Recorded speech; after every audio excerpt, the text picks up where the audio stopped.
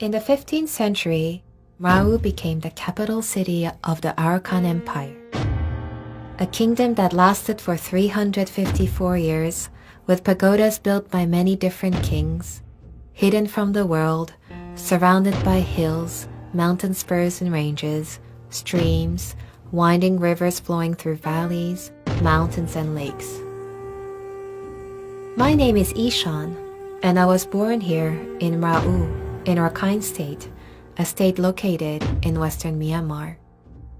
When I was a child, my family would gather by candlelight as our elders recounted stories of our ancestors and our lost kingdom. I used to spend my days exploring the wild and dusty orange hills of my hometown. And little did I know that the hills that I used to play on would one day reveal ancient pagodas, fortresses, a palace, and the remains of the legendary capital that I grew up learning about.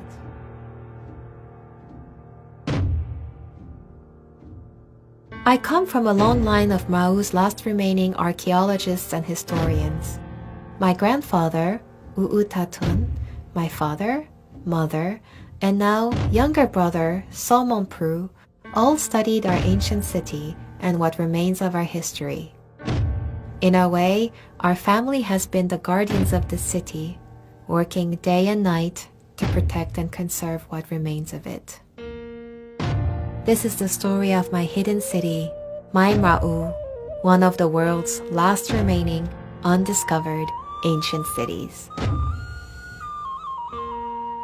In 1430, Mrau became the last capital city of a unified Arakan Empire. King Monsomon, whom we revere as the founder of this kingdom, built his capital at the crossroads of two rivers. Mrau is thought to mean the first accomplishment in archaic Arakan. By the 16th century, Mrau had become a crucial part of the Silk Road that connected Arakan to every part of the globe. My brother often tells me of Arakanese, Bengal, Burmese kings and queens, Afghan soldiers, Dutch, Portuguese, Abyssinians, Persian traders, and even Japanese samurais who came to this place, the dreams and beliefs of empires passing through these gates from all over the world. Surrounded by moats, hills, mountain ranges, ramparts, reservoirs, and winding rivers, the natural landscape rendered the city invisible to the world from the four cardinal points. Mrau became so powerful and well fortified that it was one of the only trusted routes through which riches from neighboring kingdoms were transported. And with great wealth and power came great homages. It is said that Arakan was the first place in Myanmar to receive the teachings of the Buddha, and that the Buddha himself came to this region. Our kings built pagodas throughout history to honor the karmic debt that has showered the kingdom with such great fortune. While some pagodas are easily visible, some have been abandoned over time to the forces of nature. Every day, I walk past the Shitang Temple, also known as the 80,000 Pagoda, constructed by King Mamba after his conquest of the 12 Bengal cities.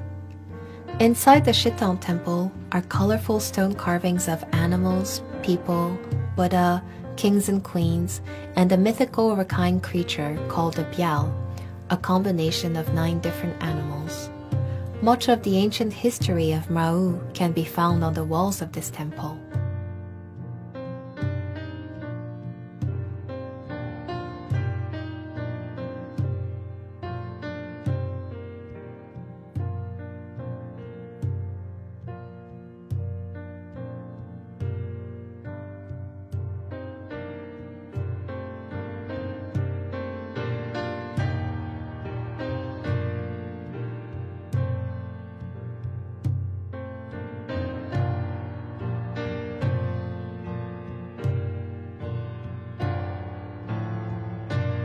King Mamba's son, King Mandika, built the Kotang Pagoda, also known as the 90,000 Pagoda, which my parents excavated.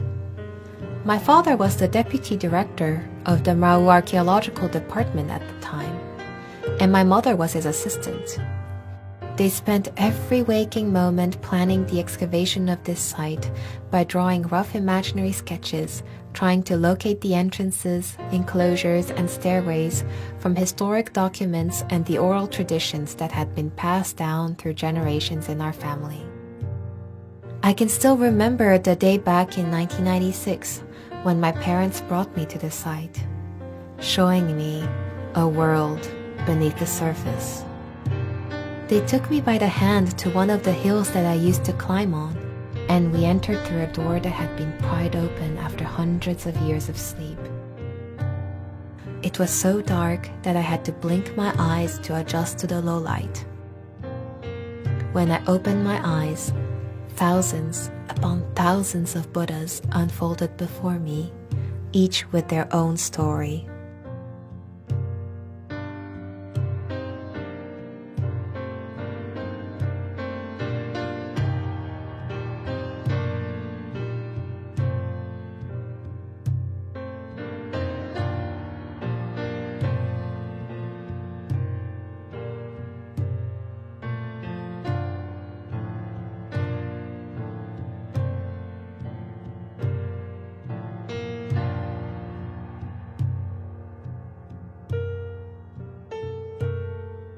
The same guardian augurs and augresses from King Mandika's time continue to protect the entrances of the pagoda, keeping a watchful eye over those who dare to cross the threshold.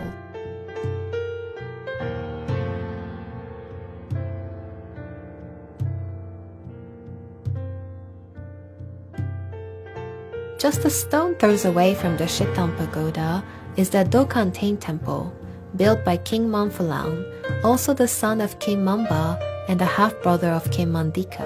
He was chosen to lead the kingdom, and he built the temple with the heaviest stone foundation that could be achieved at the time. All human stone carvings hold a lotus bud to pay respect to the Buddha.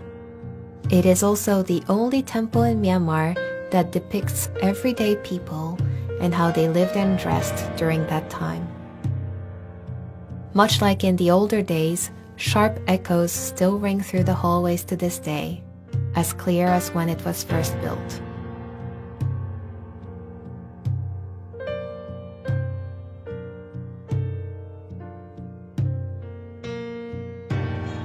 The 21st century has caught up with my city in some ways. Cars and motorcycles meander along the dirt roads. Nearly every resident has a mobile phone, which they use to connect to the rest of the country and the world. Children hear stories of their ancestors, not by candlelight, but by lamps and house lights powered by electricity and solar energy. While the modern world is here, I still see traces of a preserved culture every day, and our way of life has remained largely unchanged for centuries. Our people live simply. We are a mix of ethnicities and values, living with each other and with nature.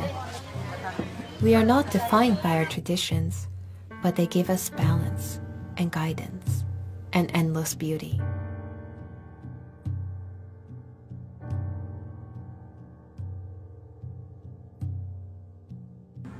We work with our hands, weaving hats out of bamboo, sculpting statues, making our traditional Rakhine drums with goat and cow skin. Drum beats below as we chant our native songs. The sound of conch shells calls us back to the time of our ancestors.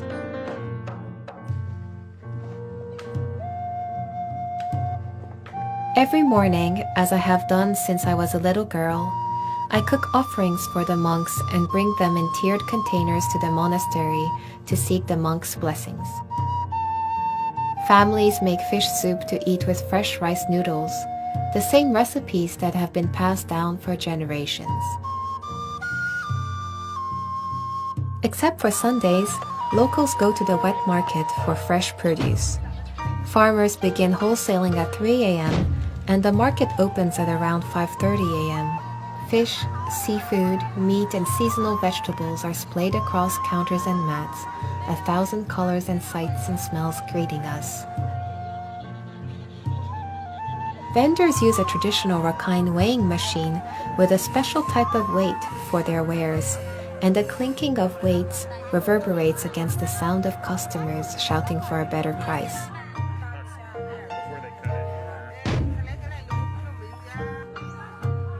The most common produce in Rau are cauliflowers, small potatoes, monen, bamboo shoots, chilies, banana stems and buds, pumpkins, and green papayas. We often joke that there is never a ripe papaya here because everyone eats them when they are green, sliced into thin shards as local papaya salad. On our luckiest days, we can find freshwater snails called moret from local rivers lined with nipa palms. These snails are a delicacy for us and can only be found in our part of the country.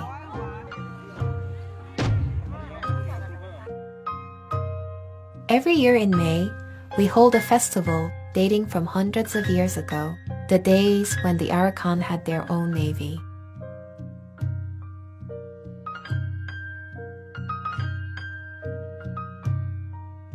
Men from the city and neighboring villages go in search of a single tree that can produce a boat up to 70 feet in length. Teams of men race against each other on the rivers in these dugout boats, thrashing against the current as monsoon clouds gather to welcome the rainy season.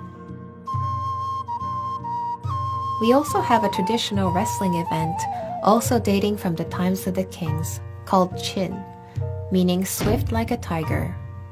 It is a combination of the words cha, meaning tiger, and yin, meaning to fly.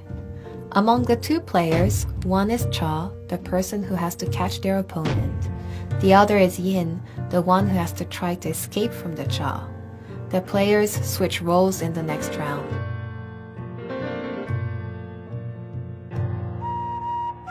The boat race and wrestling are very specific to Mrau and cannot be found in other parts of Rakhine State. For those lucky enough, they witness traditions that haven't changed for centuries. We all take part in finding the balance between our past and our future, between our traditions and preparing for the future, while living and working in our blended world. My brother and I are like so many other young people building towards the future of Mrau, hopeful that a new chapter awaits our city.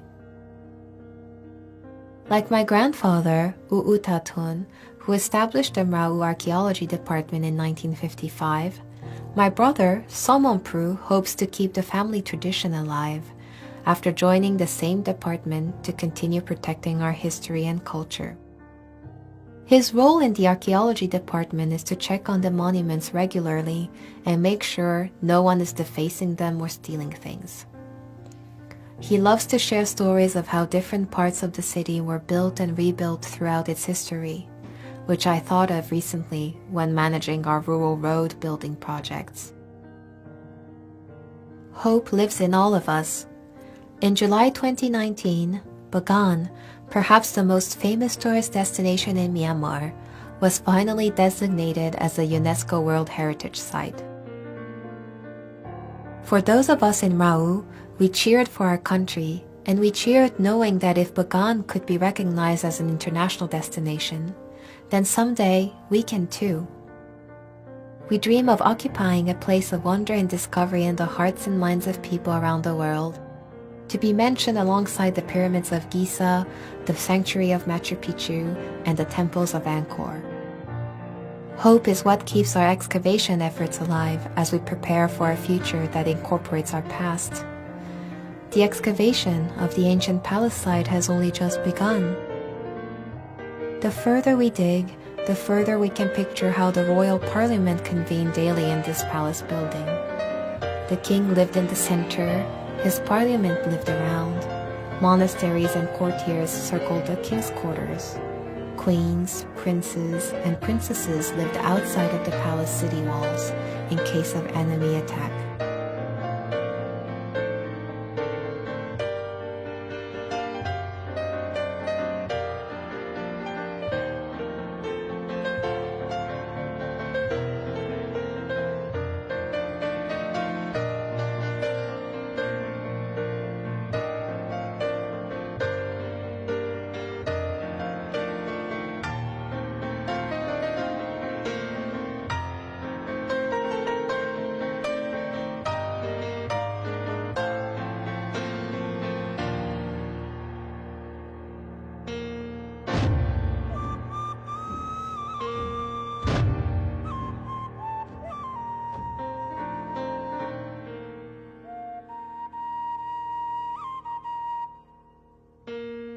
this is just a fraction of what lies beneath the hills and terrains of Rau.